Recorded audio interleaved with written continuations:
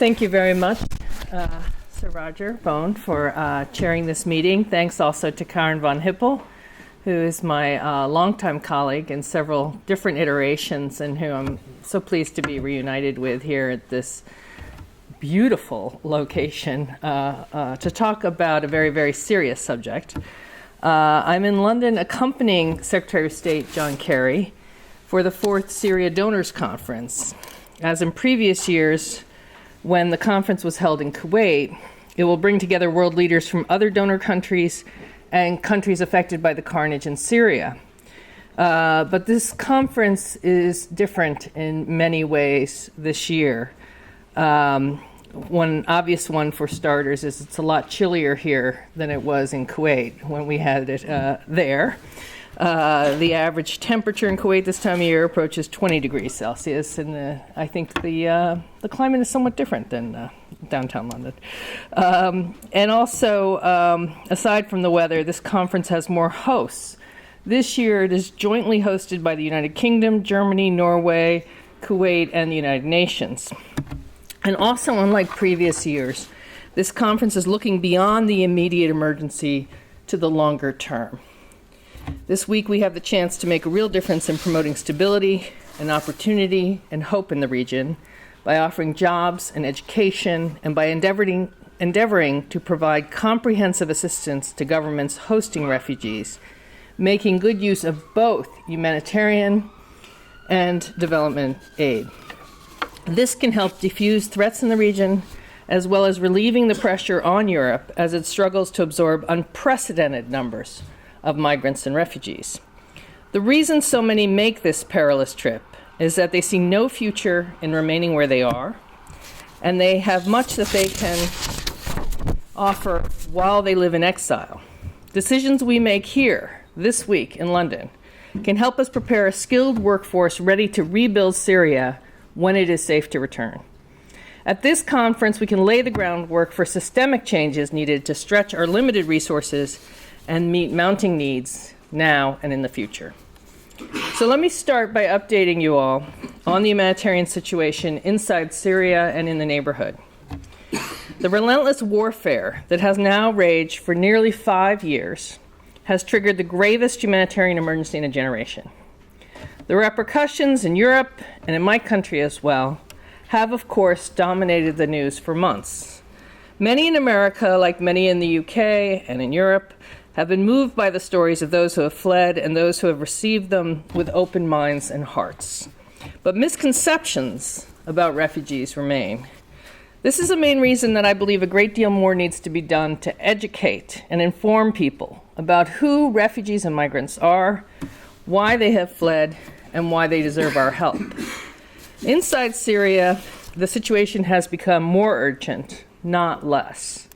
On January 27th, 2 top United Nations officials, Emergency Relief Coordinator Stephen O'Brien and World Food Program Director Earthring Cousin, warned the Security Council that the number of besieged and hard-to-reach areas is growing, and combatants continue to ignore UN resolutions requiring them to give aid convoys a safe passage. O'Brien and Cousin said nearly 500,000 people are now stranded, cut off from aid, and at risk of starvation. That's more than the population of Atlanta or Liverpool. Like the civilian populations they try to save, humanitarian workers, too, face great risks. The UN organizations we fund and the local non-governmental organizations they work with to deliver assistance on the ground face threats from all sides. One, for example, the UN organization that works with Palestinians, UNRWA, their staff have suffered more fatalities than any UN agency working in Syria. The United States condemns the use of indiscriminate weapons and airstrikes on civilian targets in Syria. All parties, including the Assad regime and ISIL, must allow unfettered access to those in need throughout the country. The regime's repeated refusal to allow humanitarians to reach many areas has resulted in famine and deprivation for many Syrians. Reckless disregard for human life is just one challenge humanitarian donors and international aid organizations face. Another is the sheer scale of the crisis and numbers already displaced. Hundreds of thousands of Syrians have left for Europe in the last year, but the vast majority of Syrian refugees, more than 4.6 million Syrian men, women, and children, remain in the Middle East. 1 in 5 people living in Lebanon is a refugee from Syria. Lebanon is one of the most densely populated countries in the world, with a volatile mix of political, demographic, and sectarian pressures, and a fragile economy. In Jordan, Syrians are the third wave of refugees to enter the country after Palestinians and Iraqis. Nearly 80,000 Syrian refugees live in just one camp called the Zatri camp. You may have seen film footage of the Zatri camp because it's often visited. It's the size of a city. But the vast majority of the refugees, 85%, live in cities, towns, and rural communities, often in neighborhoods that were already poor, where water is scarce, social services are strained, hospitals are overcrowded, and schools do not have enough classrooms. Turkey has taken more Syrian refugees than any other country, more than 2.5 million, as well as 200,000 Iraqis, Afghans, and other vulnerable refugees. Its government has spent billions of dollars providing shelter, health care, and other services. But life for refugees is hard there too, in part because they do not speak Turkish. For many Syrian refugee families, years of exile, tedium, and frustration have whittled life down to a daily struggle for survival. Their savings are exhausted, and many in cities and towns are falling deeper and deeper into poverty. The United States has given $4.5 billion in humanitarian assistance to support the UN agencies and non-governmental organizations that provide food, shelter, medical care to Syrians inside Syria and in the region, and we will announce additional assistance this week at the major conference on Thursday. Beyond just keeping refugees alive, we and many others are trying to make their lives more bearable. One focus of our aid and diplomacy has been promoting opportunities for refugees to legally hold jobs. We want to recognize both Turkey and Jordan for taking important steps in this direction, and for doing so quite recently. Just last month, Turkey passed new regulations that will allow many more Syrians to work legally, and Jordan is moving to grant thousands of additional work permits to refugees. Studies have shown that allowing refugees to come out of the shadows and work in the formal economy benefits both their families and the communities around them. It enables them to build and retain skills, avoid being exploited, and support local businesses. Refugees who can work and save money while they are in exile are more likely to be able to return to their home countries when conditions permit, and more equipped to rebuild their own lives. Another priority for the United States, the United Kingdom, and others is aiding Syrian children who have been torn from their homes, often scarred by violence and loss, and robbed of their chance to get an education. In the countries hosting most Syrian refugees, more than half of all school-aged Syrian children are not in school. Children who should be finishing elementary school have never stepped inside a classroom. Children who should be in middle school are at risk of forgetting basic skills like reading and math. And young people who are on the verge of earning degrees and launching careers have seen their plans swept away. Shortages of classrooms and teachers are just one problem.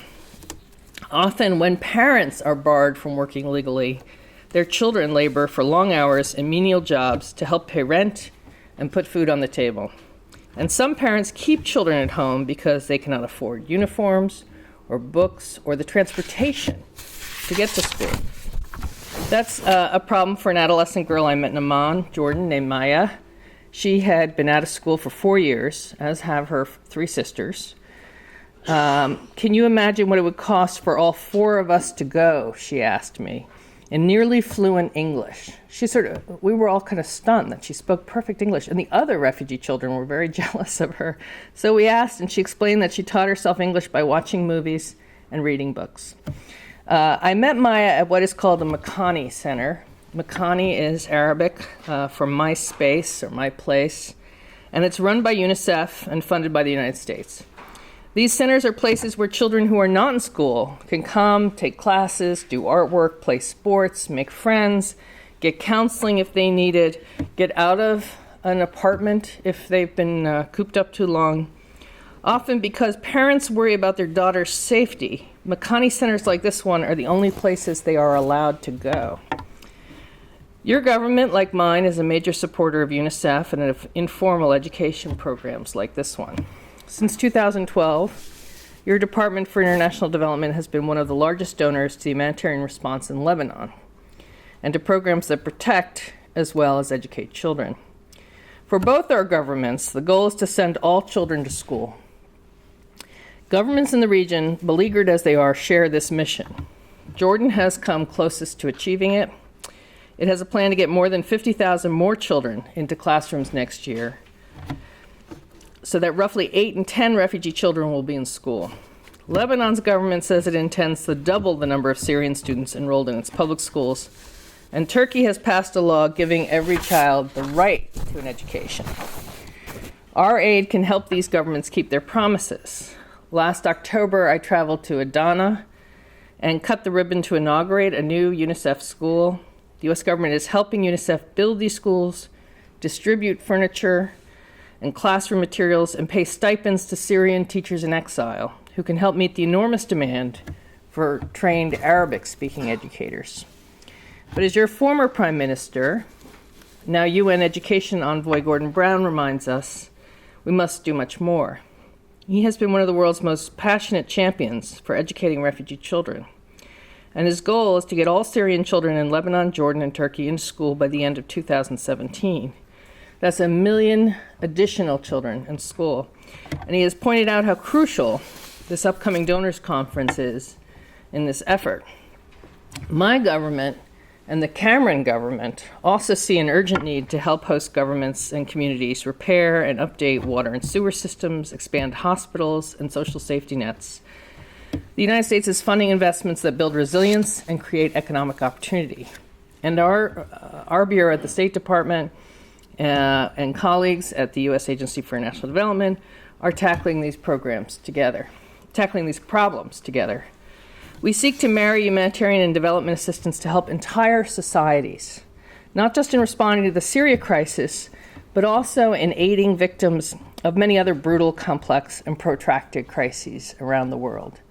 So if we get this right for the Syria crisis, it has the potential to be a model to be used over and over again elsewhere. We will also need to enlist more countries to become reliable and generous donors to relief and development work. Over the past several years, we've seen the same handful of nations provide the bulk of financial backing for aid operations. In addition to the United States and the United Kingdom, these traditional donors include Western European governments, Canada, Japan, Australia, New Zealand, and more recently, Korea. Kuwait's government has been a leader in the region in responding to the Syria crisis, not only hosting the previous donor conferences, but donating generously. Other Gulf countries have stepped forward to help with emergencies in the region as well. Donations from the Gulf countries, however, often do not flow through UN agencies and tend to come as one-off, unique contributions. We would like to see these countries become regular annual donors and contribute through the top-notch aid agencies. This can ensure that all resources are well coordinated. We also would like to see some of the world's other economically and politically powerful nations more engaged on humanitarian issues. A moment ago, I mentioned that Syria is not the only crisis that humanitarian organizations and donors confront today. As you have probably heard, more people have now been driven from their homes than at any time since World War II. In just the past decade, the number of people forcibly displaced by conflict has doubled. Refugees are remaining in exile longer, and some refugee families have now lived in the same camps for generations. Many who have been driven from their homes by chronic violence and persecution may never be able to return home. The flow of refugees to Europe reflects the scale and severity of this global problem. More than 1 million people reached Europe last year. The vast majority, 84%, came from the world's top 10 refugee-producing countries. Nearly half are from Syria, more than 21% are Afghan, 9% are from Iraq, where ISIL has lost territory but terrorized and uprooted millions. And 4% are from Eritrea, a nation young people flee to escape forced conscription, political repression, and hopeless poverty. So, the Syria Pledging Conference here is the first in a series of high-profile meetings and summits this year that will offer a once-in-a-generation opportunity to make real progress, both in responding to the Syria crisis and in modernizing the humanitarian system to meet today's challenges. In March, the UN Refugee Agency, or UNHCR, will hold a high-level meeting on resettlement and other legal pathways of admission for Syrian refugees to get them to safety. Meetings with the World Bank are scheduled in April, as they are every year, along with a forum on new approaches to protracted forced displacement co-organized by the World Bank, UNHCR, and DFID. On May 23rd and 24th, we will assemble for the World Humanitarian Summit. Then, in September, UN Secretary General Ban Ki-moon will host a UN General Assembly event on addressing large movements of refugees and migrants. And I am particularly pleased to note that President Obama will convene a summit of countries that make significant new commitments relating to refugees when world leaders gather for the UN General Assembly in New York. As we look towards the President's Summit, you can look towards all of them. But in my job, we have to look towards the President's Summit. The United States will be working to raise more humanitarian funding, urging governments around the world to make new and significant contributions. We are seeking commitments from at least 10 new nations to make regular contributions to fund global humanitarian appeals. We are also looking for at least a 30% increase in financing for global humanitarian appeals, from $10 billion in 2015 to $13 billion this year. Pledges made here in London at this pledging conference will count towards our goals in September. In addition to broadening the donor base, we need more options for protecting and assisting vulnerable people who are uprooted for years at a time and cannot safely return home. More should have the chance to legally and safely travel to third countries. More should be offered new homes and the chance for a fresh start. Expanding these opportunities is a major goal that the United States will pursue this year. First off, the United States is increasing the number of refugees we resettle each year from 70,000 last year to 85,000 this year and 100,000 or more in future years. These are the number of refugees we resettle from all around the world. Working with members of the British government, we have successfully shared best practices on refugee resettlement between our two countries. The opportunity to learn from each other is absolutely invaluable, as each country seeks to dramatically provide far more Syrian refugees with new permanent homes. There are other channels for admitting refugees legally as well.